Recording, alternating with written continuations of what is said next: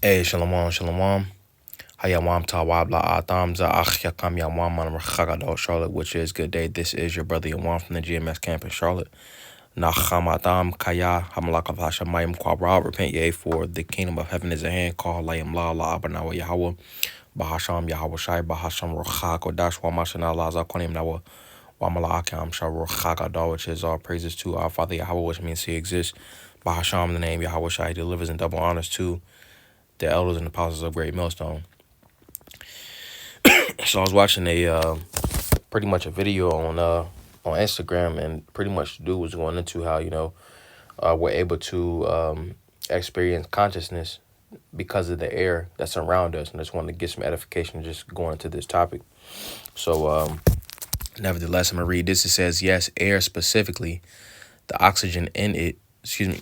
Yes, air specifically, the oxygen it contains is essential for sustaining consciousness because our brains require a constant supply of oxygen to function, and without it we lose consciousness. And which pretty much the point that he got was that pretty much we would still be alive if we wasn't breathing, or excuse me, we would be considered unconscious if we wasn't breathing, and essentially the state of our consciousness will be affected. So, and the reason that we do have consciousness, the reason that we are existing and that we are here is because of the Most High Yahweh, which he essentially represents that air, that breath, that's in the air. I wanted to look up this term for consciousness though, and it said, well, hold on. All right, it's the word for consciousness. It says the state of being aware of something, either internally or externally. All right. It says consciousness can refer to, I'm skipping down. It says consciousness can refer to the experience of the world, including thoughts, feelings, and memories. It can also be described as how stimuli influence behavior. All right. And ultimately, again, we do have consciousness, you see, because of the air that surrounds us, you see, because that puts us in a state of existing, because when we exist, when we have consciousness, that means that, again, we're living. All right. Right here it says, yes, air specifically, the oxygen it contains is essential for sustaining consciousness. All right. I just want to get some edification on this. All right. So nevertheless, continuing on, let's get this word for breath. I'm gonna actually get a precept to go along with it. But this is Zayawab. This is Job chapter 33, and we'll get verse 4. It says, the spirit of the Most High hath made me, and the breath of the Almighty hath given me life. All right, ultimately going into the actual oxygen, and just to further drive home that point, it says, we'll start at verse 7. This is Zayawab, Job 12 and 7. It says, but ask now the beasts, and they shall teach thee, and the fowls of the air, and they shall tell thee. All right, because ultimately, it's a lot of things that we can learn from, the Lord's creation. All right, hence, Proverbs the 6th chapter talking about the ants. All right, we can learn a lot from oxen. All right, a lot from birds, a lot of the creatures, and that's why when we go to Halat Bayat, the Hebrew alphabet, we can ultimately see the different examples of animals in that. All right, you have the which is the ox. All right, you got the God, which is Gamal. Hagamal, which is the camel. All right. And, just those examples, because they are the Lord's creation, and, the Lord designed it to where we could have them as a reference point to correspond with the scriptures, all right, to use along our walk. So it says, and they shall teach thee, and the fowls of the air, and they shall tell thee, or speak to the earth, and it shall teach thee, and the fishes of the sea shall declare unto thee, who knoweth not in all these things that the hand of the Lord hath wrought this. And when we actually get these precepts, verse 7, verse 8, it says, speak to the earth, and it shall teach thee. All right, the earth, when you go into the word for earth, aratazah, that there's a lot of lessons in the word aratazah. It says, and the fishes of the sea shall declare unto thee. All right, dagyam, dog is the word for fish. All right, but actually breaking down that word, all right, it'll tell us different things. So verse 7, 8, and 9, it says, who knoweth not in all these things that the hand of the Lord hath wrought this? Because when we take, the scriptures is contained in all of creation. All right. It's verse 9 again. It says, "Who knoweth not in all these things that the hand of the Lord hath wrought this." All right, and ultimately, the blueprint came from the Most High Yahweh, all right, which He gave to the Lord Yahweh Shai, and ultimately, in turn, He created everything. So the blueprint came from the Most High Yahweh, and essentially from 7 and 8, or excuse me, reading from 7 and 8, essentially it's different lessons and tenets, from each creation. All right, that goes back to the scriptures that we can use for edification. But just going back to verse 9, it says, "The hand of the Lord hath wrought this," because essentially, the Lord created it. All right, and again, the blueprint was given to the Lord Yahweh Shai. NLT, it says, I read it in the NKJV, it says, "Who among all these does not know that the hand of the Lord has done this?" Going back to that blueprint. Verse 10, it says, "In whose hand is the soul of every living thing and the breath of all mankind." So everything is in the hand of the Most High Yahweh. His name means He exists. Okay, and when you ultimately have the letter in His name, the Yah, the word for that is Yad. All right, and Hawa means to exist, also existence. All right, the Yad, from His hand is all existence. So pursuant to Dabaria and Deuteronomy chapter 32 and verse 39. All right, but it says, "In the breath of all mankind," because the breath, the air that we breathe, that's ultimately the spirit of the Most High Yahweh. I'm gonna get this real fast. This is let me see, Ayawab Job, back to Ayawab Job 33, and we'll get verse 4, and it says, "The spirit of the Most High hath made me, and the breath of the Almighty hath given me life." And that's ultimately how you can tell someone is living, by seeing if they have breath. All right, when we get this word for breath, it says nashama, and it says breath, spirit, every breathing thing. All right, and let's go into this word right here.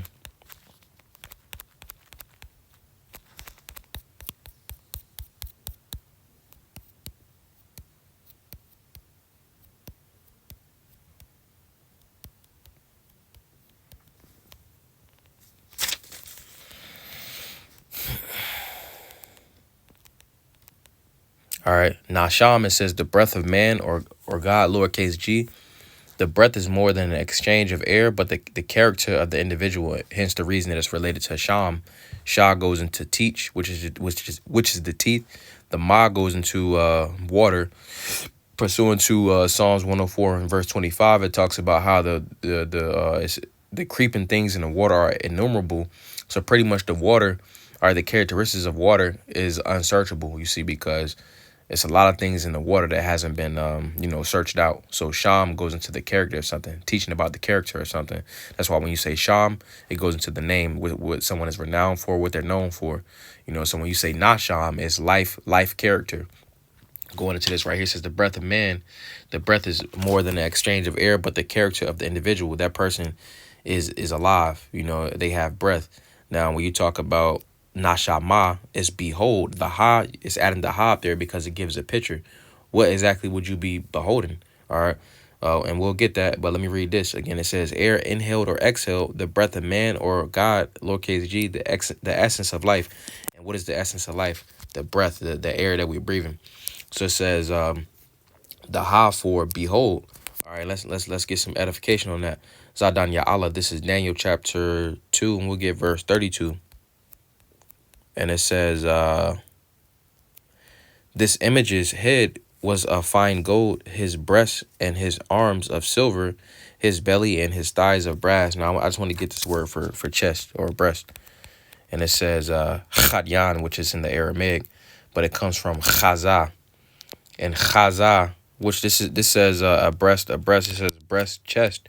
Now, it says chaza, the word for chest will be chaza, because that's the first thing you see, when you see a person. Basically, you see the face and the chest. Right here it says, "As most seen in front." The breast as most seen in front. It's like the biggest part, that you can see, the chest. And that's why it says chaza, because chaza means to see or to perceive.